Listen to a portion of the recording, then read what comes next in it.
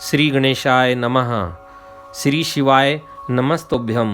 रुद्र संहिता का अध्याय 13 इस प्रकार है। इस अध्याय में शिव पूजन की सर्वोत्तम विधि का वर्णन किया गया है।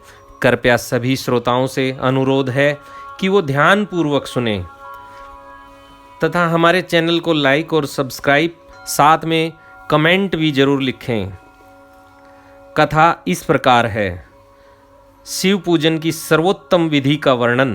ब्रह्मा जी कहते हैं, अब मैं पूजा की सर्वोत्तम विधि बता रहा हूँ, जो समस्त अभीष्ट तथा सुखों को सुलभ कराने वाली है। देवताओं तथा ऋषियों, तुम ध्यान देकर सुनो। उपासक को चाहिए कि वह ब्रह्म मुहूर्त में शयन से उठकर जगदम्बा पार्वती सहित भगवान शिव का स्मरण करें तथा हाथ जोड़ मस्तक झुकाकर भक्तिपूर्वक उनसे प्रार्थना करें। देवेश्वर, उठिए उठिए, मेरे हृदय मंदिर में शयन करने वाले देवता उठिए। उमाकांत उठिए और ब्रह्मांड में सबका मंगल कीजिए। मैं धर्म को जानता हूँ, किंतु मेरी उसमें प्रवृत्ति नहीं होती। मैं अधर्म को जानता हूँ, परंतु मैं उससे दूर नहीं हो पाता। महादेव, आप मेरे हृदय में स्थित होकर मुझे जैसी प्रेरणा देते हैं वैसा ही मैं करता हूँ। इस प्रकार भक्ति पूर्वक कहकर और गुरुदेव की चरण पादुकाओं का स्मरण करके गांव से बाहर दक्षिण दिशा में मल मूत्र का त्याग करने के लिए जाएं। मल त्याग करने के बाद मिट्टी और जल से धोने के द्वारा शरीर की शुद्धि करके दोनों हाथों और पैरों को धोकर दतुवन करें। सूर्य उदय होने से पहले ही दतुवन करके मुंह को 16 बार जल की अंजलियों से धोएं। देवताओं तथा ऋषियों, षष्ठी, प्रतिपदा, अमावस्या और नवमी तिथियों तथा रविवार के दिन शिव भक्त को यत्न पूर्वक दतुवन को त्याग देना चाहिए। अवकाश के अनुसार नदी आदि में जाकर अथवा घर में ही भली भांति स्नान करें। मनुष्य को देश और काल के विरुद्ध स्नान नहीं करना चाहिए। रविवार, श्राद्ध, संक्रांति, ग्रहण, महादान, तीर्थ, उपवास दिवस अथवा अशौच प्राप्त होने पर मनुष्य गर्म जल से स्नान न करें। शिव भक्त मनुष्य तीर्थ आदि में प्रवाह के सम्मुख होकर स्नान करें।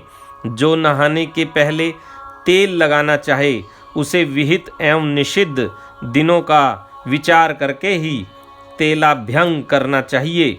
जो प्रतिदिन नियम पूर्वक तेल लगाता हो उसके लिए किसी दिन भी तेलाभ्यंग दूषित नहीं है, अथवा जो तेल इत्र आदि से वासित हो उसका लगाना किसी दिन भी दूषित नहीं है। सरसों का तेल ग्रहण को छोड़कर दूसरे किसी दिन भी दूषित नहीं होता। इस तरह देश काल का विचार करके ही विधि पूर्वक स्नान करें। स्नान के समय अपने मुख को उत्तर अथवा पूर्व की ओर रखना चाहिए। उच्छिष्ट वस्त्र का उपयोग कभी न करें। शुद्ध वस्त्र से इष्ट देव के स्मरण पूर्वक स्नान करें। जिस वस्त्र को दूसरे ने धारण किया हो अथवा जो दूसरों के पहनने की वस्तु हो तथा जिसे स्वयं रात में धारण किया गया हो, वह वस्त्र उच्छिष्ट कहलाता है। उससे तभी स्नान किया जा सकता है जब उसे धो लिया गया हो। स्नान के पश्चात देवताओं, ऋषियों तथा पितरों को तृप्ति देने वाला स्नानांग तर्पण कराना चाहिए। उसके बाद धुला हुआ वस्त्र पहने और आचमन करे। द्विजोत्तमों, तदंतर गोबर आदि से लीप पोत कर स्वच्छ किए हुए शुद्ध स्थान में जहाँ सुंदर आसन की व्यवस्था करे। वह आसन विशुद्ध काष्ठ का बना हुआ, पूरा फैला हुआ तथा विचित्र होना चाहिए। ऐसा आसन संपूर्ण अभीष्ट तथा फलों को देने वाला है। उसके ऊपर बिछाने के लिए यथा योग्य मृग चर्म आदि ग्रहण करें। शुद्ध बुद्धि वाला पुरुष उस आसन पर बैठकर भस्म से त्रिपुंड लगाएं। त्रिपुंड से जप तप तथा दान सफल होता है। भस्म के अभाव में त्रिपुंड का साधन जल आदि बताया गया है। इस तरह त्रिपुंड करके मनुष्य रुद्राक्ष धारण करें और अपने नित्य कर्म का संपादन करके फिर शिव की आराधना करें। तत्पश्चात 3 बार मंत्रोच्चारण पूर्वक आचमन करें। फिर वहाँ शिव की पूजा के लिए अन्न और जल लाकर रखें। दूसरी कोई भी जो वस्तु आवश्यक हो उसे यथाशक्ति जुटाकर अपने पास रखें। इस प्रकार पूजन सामग्री का संग्रह करके वहाँ धैर्यपूर्वक स्थिर भाव से बैठें। फिर जल, गंध और अक्षत से युक्त एक अर्घ्य पात्र लेकर उसे दाहिने भाग में रखें। उससे उपचार की सिद्धि होती है। फिर गुरु का स्मरण करके उनकी आज्ञा लेकर विधिवत संकल्प करके अपनी कामना को अलग न रखते हुए पराभक्ति से सपरिवार शिव का पूजन करें। एक मुद्रा दिखाकर सिंदूर आदि उपचारों द्वारा सिद्धि बुद्धि सहित विघ्नहारी गणेश का पूजन करें। लक्ष्य और लाभ से युक्त गणेश जी का पूजन करके उनके नाम के आदि में प्रणव तथा अंत में नमः जोड़कर नाम के साथ चतुर्थी विभक्ति का प्रयोग करते हुए नमस्कार करें। यथा ओम गणपतये नमः अथवा ओम लक्ष्लाभ्युताय सिद्धि बुद्धि सहिताय गणपते नमः। तदंतर उनसे क्षमा प्रार्थना करके पुनः भाई कार्तिकेय सहित गणेश जी का पराभक्ति से पूजन करके उन्हें बारंबार नमस्कार करें। तत्पश्चात सदा द्वार पर खड़े रहने वाले द्वारपाल महोदय का पूजन करके सती साध्वी गिरिजा नंदिनी उमा की पूजा करें। चंदन, कुमकुम तथा धूप, दीप आदि अनेक उपचारों तथा नाना प्रकार के नैवेद्यों से शिवा का पूजन करके नमस्कार करने के पश्चात साधक शिव के समीप जाएं। यथासंभव अपने घर में मिट्टी, सोना, चांदी, धातु या अन्य पारे आदि की शिव प्रतिमा बनाएं और उसे नमस्कार करके भक्ति परायण हो उसकी पूजा करें। उसकी पूजा हो जाने पर सभी देवता पूजित हो जाते हैं। मिट्टी का शिवलिंग बनाकर विधि पूर्वक उसकी स्थापना करें। अपने घर में रहने वाले लोगों को स्थापना संबंधी सभी नियमों का सर्वथा पालन करना चाहिए। भूत शुद्धि एवं मात्र कान्यास करके प्राण प्रतिष्ठा करें। शिवालय में दिक्पालों की भी स्थापना करके उनकी पूजा करें। घर में सदा मूल मंत्र का प्रयोग करके शिव की पूजा करनी चाहिए। वहाँ द्वारपालों के पूजन का सर्वथा नियम नहीं है। भगवान शिव के समीप ही अपने लिए आसन की व्यवस्था करें। उस समय उत्तराभिमुख बैठकर फिर आचमन करें। उसके बाद दोनों हाथ जोड़कर तब प्राणायाम करें। प्राणायाम काल में मनुष्य को मूल मंत्र की 10 आवृत्तियां करनी चाहिए। हाथों से 5 मुद्राएं दिखाए। यह पूजा का आवश्यक अंग है। इन मुद्राओं का प्रदर्शन करके ही मनुष्य पूजा विधि का अनुसरण करें। तदंतर वहाँ दीप निवेदन करके गुरु को नमस्कार करें और पद्मासन या भद्रासन बांधकर बैठें अथवा उत्तानासन या प्रकासन का आश्रय लेकर सुखपूर्वक बैठें और पुनः पूजन का प्रयोग करें। फिर अर्घ्य पात्र से उत्तम शिवलिंग का प्रक्षालन करें। मन को भगवान शिव से अन्यत्र न लें। जाकर पूजा सामग्री को अपने पास रखकर निम्नांकित मंत्र समूह से महादेव जी का आह्वान करें। आह्वान इस प्रकार है। कैलाश शिखरस्थम च पार्वतीपतिमुत्तमं यथोक्त रूपिणम शंभुवं निर्गुणम गुणरूपिणम पंचवक्त्रम 10 भुजम त्रिनेत्रम वृषभध्वजम कर्पूरगौरम दिव्यांगम चंद्रमौली कपर्दिनम व्याघ्रचर्मोत्रियम च गजचर्माभ्रम शुभम वासुक्याधि परितांग पिनाकाधाय युद्धान्वितम सिद्धोष्टो च यस्याग्रे नृत्यनिह नियंत्रम जय जयेति शब्देश्च सेवितम भक्त पूज्यके तेजसा दुस्सहेनेवं दुर्लक्षम देवेश्वितम शरणं सर्वत्वानां प्रसन्नमुखं पंकजं वेदे शास्त्रेऽर्थागितं विष्णुबृहन्नुतं सदा भक्तवत्सलमानंदम शिवाम्यहम। जो कैलाश के शिखर पर निवास करते हैं, पार्वती देवी के पति हैं, समस्त देवताओं से उत्तम हैं, जिनके स्वरूप का शास्त्रों में यथावत वर्णन किया गया है, जो निर्गुण होते हुए भी गुण रूप है, जिनके 5 मुख 10 भुजाएं हैं और प्रत्येक मुखमंडल में 3-3 नेत्र हैं, जिनकी ध्वजा पर वृषभ का चिन्ह अंकित है, अंग कांति कर्पूर के समान गौर है, जो दिव्य रूपधारी चंद्रमा रूपी मुकुट से सुशोभित तथा सिर पर जटाजूट धारण करने वाले हैं, जो हाथी की काल पहनते हैं और व्याघ्र चम्र ओढ़ते हैं, जिनका स्वरूप शुभ है, जिनके अंगों में वासुकी आदि नाग लिपटे रहते हैं, जो पिनाक आदि आयुध धारण करते हैं, जिनके आगे 8 सिद्धियां निरंतर नृत्य करती रहती हैं, भक्त समुदाय जय जयकार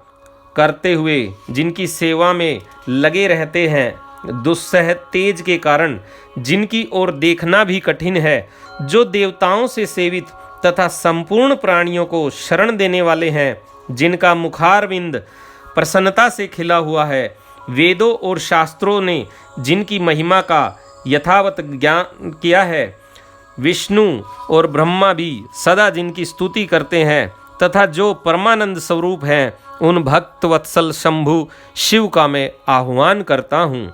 इस प्रकार सांब शिव का ध्यान करके उनके लिए आसन दें। चतुर्थ्यंत पद से ही क्रमशः सब कुछ अर्पित करें। सांभाय सदा शिवाय नमः आसनम समर्पयामि। ये मंत्र बोलकर भगवान को आसन दे। आसन के पश्चात भगवान शंकर को पाद्य और अर्घ दे। फिर परमात्मा शंभु को आचमन कराकर पंचामृत संबंधी द्रव्यों द्वारा प्रसन्नतापूर्वक शंकर को स्नान कराएं। वेद मंत्रों तथा समंत्रक चतुर्थ्यंत नाम पदों का उच्चारण करके भक्ति पूर्व यथा योग्य समस्त द्रव्य भगवान को अर्पित करें। अभीष्ट द्रव्य को शंकर के ऊपर चढ़ाएं। फिर भगवान शिव को वारुण स्नान कराएं। स्नान के पश्चात उनके श्रीअंगों में सुगंधित चंदन तथा अन्य द्रव्यों का यत्नपूर्वक लेप करें। फिर सुगंधित जल से ही उनके ऊपर जल धारा गिराकर अभिषेक करें। वेद मंत्रों षडंगों अथवा शिव के 11 नामों द्वारा यथावकाश जल धारा चढ़ाकर वस्त्र से शिवलिंग को अच्छी तरह पोंछे। फिर आचमनार्थ जल दें और वस्त्र समर्पित करें। नाना प्रकार के मंत्रों द्वारा भगवान शिव को तिल, जौ, गेहूं, मूंग और उड़द अर्पित करें। फिर 5 मुख वाले परमात्मा शिव को पुष्प चढ़ाएं। प्रत्येक मुख पर ध्यान के अनुसार यथोचित अभिलाषा करके कमल, शतपत्र, शंख पुष्प, कुश पुष्प, धतूर, मंदार, द्रोण पुष्प, गुमा, तुलसी दल तथा बिल्व पत्र चढ़ाकर पराभक्ति के साथ भक्त वत्सल भगवान शंकर की विशेष पूजा करें। अन्य सब वस्तुओं का अभाव होने पर शिव को केवल बिल्व पत्र ही अर्पित करें। बिल्व पत्र समर्पित होने से ही शिव की पूजा सफल होती है। तत्पश्चात सुगंधित चूर्ण तथा सुवासित उत्तम तेल, इत्र आदि विविध वस्तुएं बड़े हर्ष के साथ भगवान शिव को अर्पित करें। फिर प्रसन्नतापूर्वक गुग्गल और अगूर आदि की धूप निवेदन करें। तदंतर शंकर जी को घी से भरा हुआ दीपक दें। इसके बाद निम्नांकित मंत्र से भक्ति पूर्वक पुनः अर्घ दें और भक्ति भाव से वस्त्र धारा द्वारा उनके मुख का मार्जन करें। अर्घ्य मंत्र इस प्रकार है। रूपम देहि यशो देहि भोगम देहि च शंकरम भुक्ति मुक्ति फलम देहि गृहीत्वार्घ नमोस्तुते। प्रभो शंकर, आपको नमस्कार है। आप इस अर्घ्य को स्वीकार करके मुझे रूप दीजिए, यश दीजिए, भोग दीजिए तथा भोग और मोक्ष रूपी फल प्रदान कीजिए। इसके बाद भगवान शिव को भांति भांति के उत्तम नैवेद्य अर्पित करें। नैवेद्य के पश्चात प्रेम पूर्वक आचमन कराएं। तदंतर सांगोपांग तांबुल बनाकर शिव को समर्पित करें। तांबुल का अर्थ है पान। पान बनाकर शिव को समर्पित करें। फिर 5 बत्ती की आरती बनाकर भगवान शिव को दिखाएं। उसकी संख्या इस प्रकार है: पैरों में 4 बार, नाभि मंडल के सामने 2 बार, मुख के समक्ष 1 बार तथा संपूर्ण अंगों में 7 बार आरती दिखाएं। तत्पश्चात नाना प्रकार के स्तोत्रों द्वारा प्रेम पूर्वक भगवान वृषभध्वज की स्तुति करें। तदंतर धीरे धीरे शिव की परिक्रमा करें। परिक्रमा के बाद भक्त पुरुष साष्टांग प्रणाम करें और निम्नांकित मंत्र से भक्ति पूर्वक पुष्पांजलि दें। पुष्पांजलि मंत्र इस प्रकार है: आज्ञानादधि वा ज्ञानादधत् पूजादिकं मया कृतं तदस्तु सफलम कृपा तव शंकरम तावक्त स्वतग्रत प्राण त्वस्वतितो हहम सदा मृड इति विज्ञाय गौरीश भूतनाथ प्रसीद में भूमो स्खलित पादानां भूमे रेवालवलब्नम तव्यै जातापराधनां तवमेव शरणं प्रभो। शंकर, मैंने अज्ञान से या ज्ञान बूझकर जो पूजन आदि किया है वह आपकी कृपा से सफल हो। मृड, मैं आपका हूँ। मेरे प्राण सदा आप में लगे हुए हैं। मेरा चित्त सदा आपका ही चिंतन करता है। ऐसा जानकर हे गौरीनाथ भूतनाथ, आप मुझ पर प्रसन्न होइए। प्रभो, धरती पर जिनके पैर लड़खड़ा जाते हैं उनके लिए भूमि ही सहारा है। उसी प्रकार जिन्होंने आपके प्रति अपराध किए हैं उनके लिए भी आप ही शरणदाता हैं। इत्यादि रूप से बहुत बहुत प्रार्थना करके उत्तम विधि से पुष्पांजलि अर्पित करने के पश्चात पुनः भगवान को नमस्कार करें। फिर निम्नांकित मंत्र से विसर्जन करना चाहिए। मंत्र इस प्रकार है। विसर्जन मंत्र: स्वस्थानम गच्छ देवेश परिवार युते प्रभो पूजा काले पुनर्नार्थ तव्या गंतव्यमाद्रात। देवेश्वर प्रभो, अब आप परिवार सहित अपने स्थान को पधारें। नाथ, जब पूजा का समय हो तब पुनः आप यहाँ सादर पदार्पण करें। इस प्रकार भक्त वत्सल शंकर की बारंबार प्रार्थना करके उनका विसर्जन करें और उस जल को अपने हृदय में लगाएं तथा मस्तक पर चढ़ाएं। ऋषियों, इस तरह मैंने शिव पूजन की सारी विधि बता दी जो भोग और मोक्ष देने वाली है। अब और क्या सुनना चाहते हो? अध्याय 14। विभिन्न पुष्पों, अनों तथा जलादि की धाराओं से शिव जी की पूजा का महात्म्य। ब्रह्मा जी बोले, नारद, जो लक्ष्मी प्राप्ति की इच्छा करता हो वह कमल, बिल्वपत्र, शतपत्र और शंख पुष्प से भगवान शिव की पूजा करें। ब्राह्मण, यदि 1 लाख की संख्या में इन पुष्पों द्वारा भगवान शिव की पूजा संपन्न हो जाए तो सारे पापों का नाश होता है और लक्ष्मी की भी प्राप्ति हो जाती है। इसमें संशय नहीं है। प्राचीन पुरुषों ने 20 कमलों का एक प्रस्थ बताया है। 1 सहस्त्र बिल्वपत्रों को भी एक प्रस्थ कहा गया है। 1 सहस्त्र शतपत्र से आधे प्रस्थ की परिभाषा की गई है। 16 पलों का एक प्रस्थ होता है और 10 टंकों का एक पल। इस मान से पत्र, पुष्प आदि को तोलना चाहिए। जब पूर्वोक्त संख्या वाले पुष्पों से शिव की पूजा हो जाती है तब सकाम पुरुष अपने संपूर्ण अभीष्ट को प्राप्त कर लेता है। यदि उपासक के मन में कोई कामना न हो तो वह पूर्वोक्त पूजन से शिव स्वरूप हो जाता है। मृत्युंजय मंत्र का जब 5 लाख जप पूरा हो जाता है तब भगवान शिव प्रत्यक्ष दर्शन देते हैं। 1 लाख के जप से शरीर की शुद्धि होती है। दूसरे लाख के जप से पूर्व जन्म की बातों का स्मरण होता है। तीसरे लाख पूर्ण होने पर संपूर्ण काम्य वस्तुएं प्राप्त होती हैं। चौथे लाख का जप होने पर सौपन में भगवान शिव का दर्शन होता है और 5वें लाख का जप ज्यों ही पूरा होता है भगवान शिव उपासक के सम्मुख तत्काल प्रकट हो जाते हैं। इसी मंत्र का 10 लाख जप हो जाए तो संपूर्ण फल की सिद्धि होती है। जो मोक्ष की अभिलाषा रखता है वह 1 लाख धर्मों द्वारा शिव का पूजन करें। मुनिश्रेष्ठ, सर्वत्र लाख की ही संख्या समझनी चाहिए। आयु की इच्छा रखने वाला पुरुष 1 लाख दुर्वाओं द्वारा पूजन करे। जिसे पुत्र की अभिलाषा हो वह धतूरे के 1 लाख फूलों से पूजा करे। लाल डंठल वाला धतूरा पूजन में शुभदायक माना गया है। अगस्त्य के 1 लाख फूलों से पूजा करने वाले पुरुष को महान यश की प्राप्ति होती है।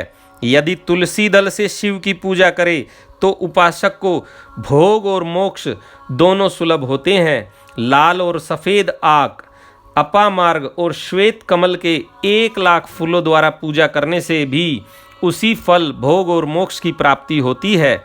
जपा अड़हुल के 1 लाख फूलों से की हुई पूजा शत्रुओं को मृत्यु देने वाली होती है। करवीर के 1 लाख फूल आदि यदि शिव पूजन के उपयोग में लाए जाएं तो वे यहाँ रोगों का उच्चाटन करने वाले होते हैं। बंदूक, दोपहरिया के फूलों द्वारा पूजन करने से आभूषण की प्राप्ति होती है। चमेली के फूलों से शिव की पूजा करके मनुष्य वाहनों को उपलब्ध करता है, इसमें संशय नहीं है।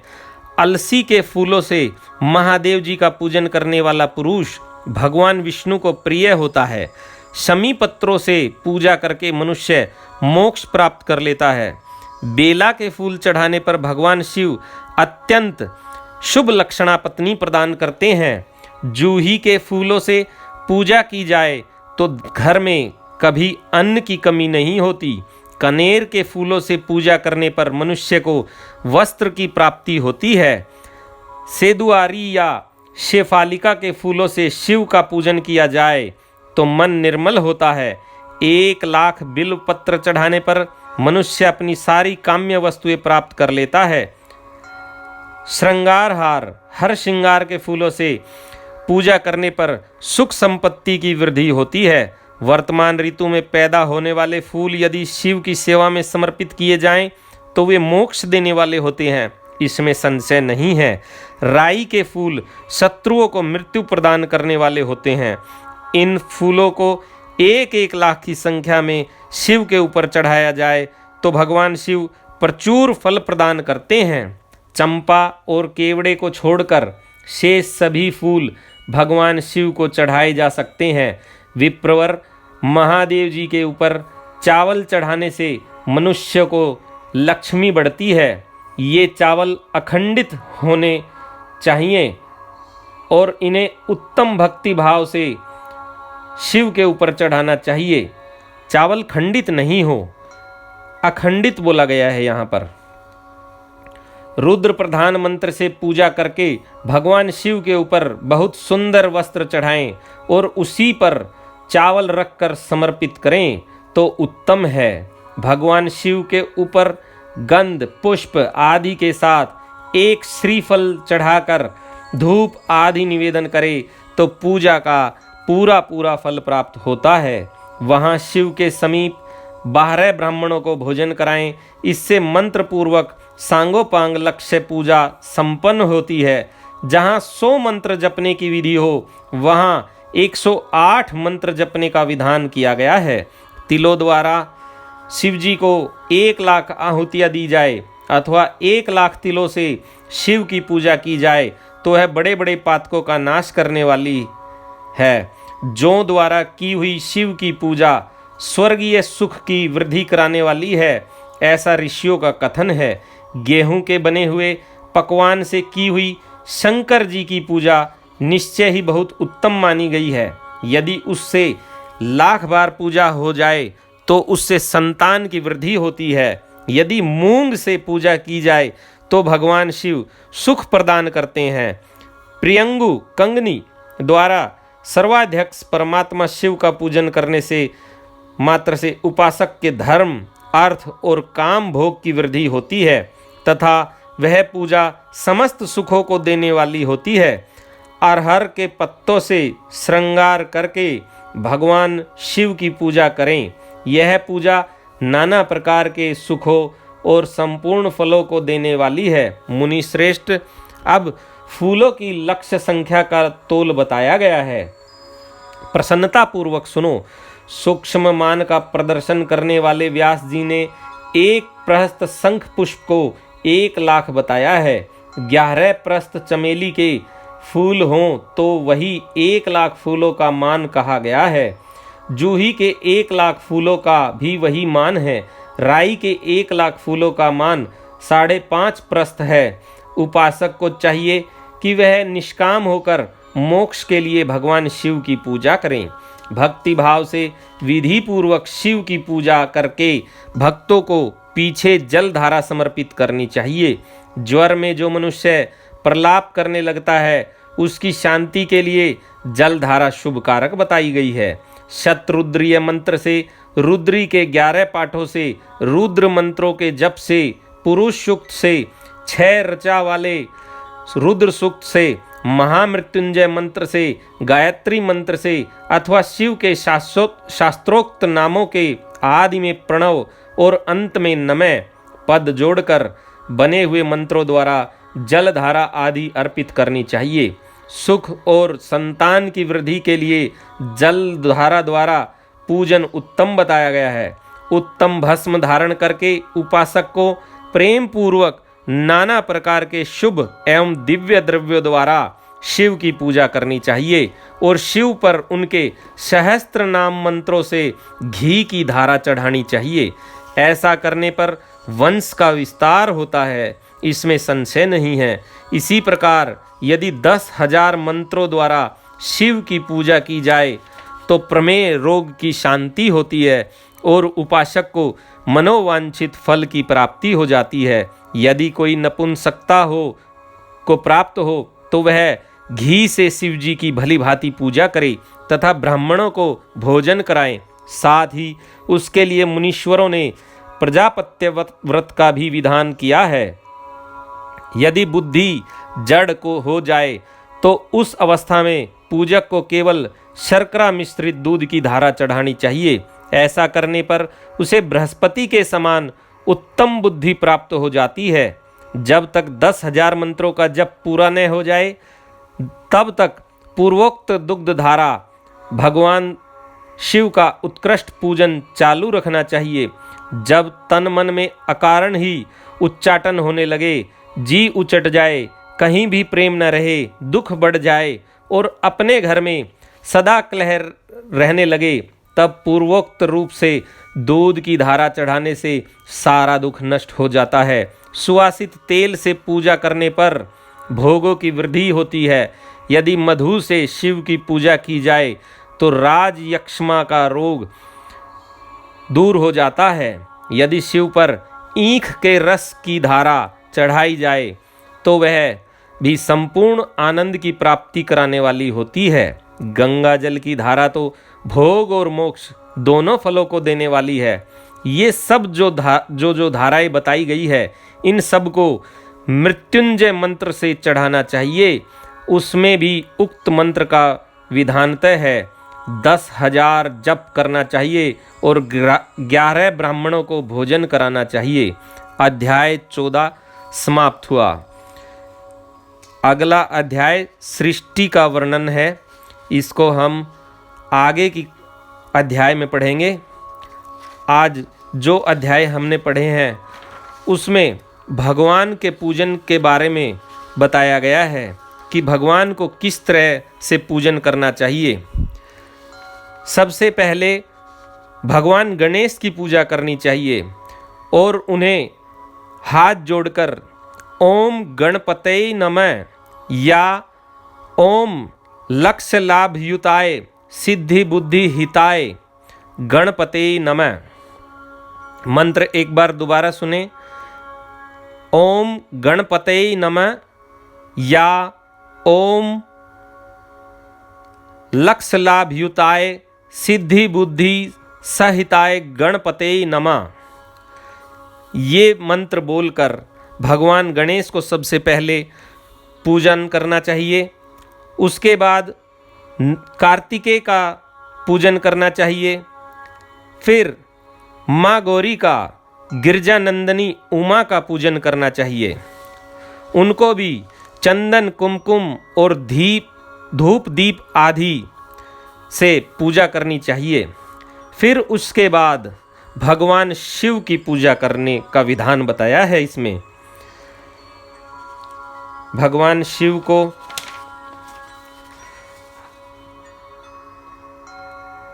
तिल, जौ, गेहूं, मूंग और उड़द तथा कमल के पुष्प, शंख पुष्प, शतपत्र, कुश पुष्प, धतूर, मंदार पुष्प जो कि सफ़ेद आंकड़ा है, द्रोण पुष्प, तुलसी दल तथा बिल्व पत्र चढ़ाकर पूजा करनी चाहिए। बहुत से लोग कहते हैं कि तुलसी दल भगवान शंकर पर नहीं चढ़ता, लेकिन रुद्र संहिता का अध्याय 13 है और इसमें सृष्टि खंड है। इसमें बताया गया है कि भगवान शंकर की तुलसी दल से भी पूजा की जा सकती है।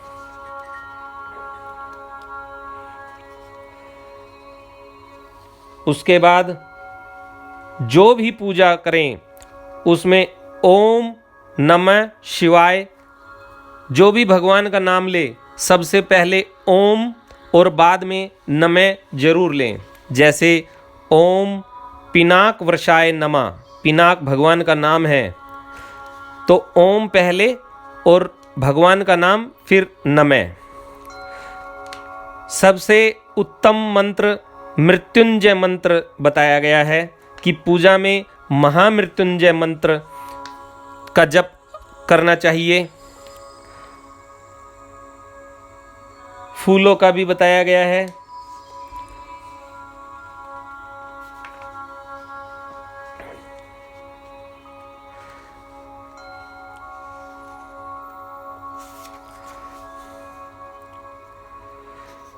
इसलिए सभी श्रोताओं से विनती है कि इस अध्याय को बहुत ही ध्यान पूर्वक सुने।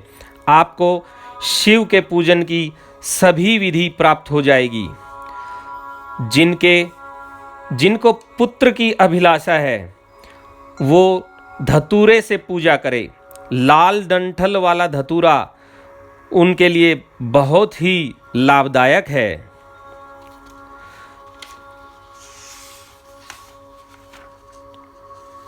इसलिए आप सभी से निवेदन है,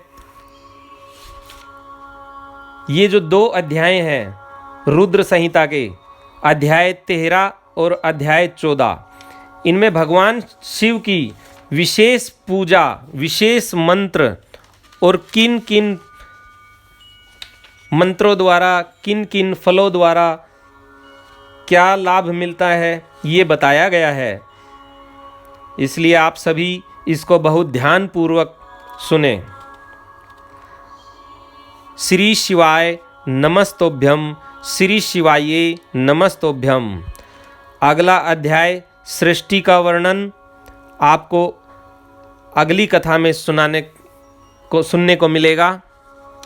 हर हर महादेव, जय शिव शंभो। हम कथा को यहीं विराम देते हैं। आपसे निवेदन है कि आप चैनल को लाइक और सब्सक्राइब, नीचे कमेंट में हर हर महादेव, ओम नमः शिवाय, श्री शिवाय नमस्तोभ्यम जरूर लिखें।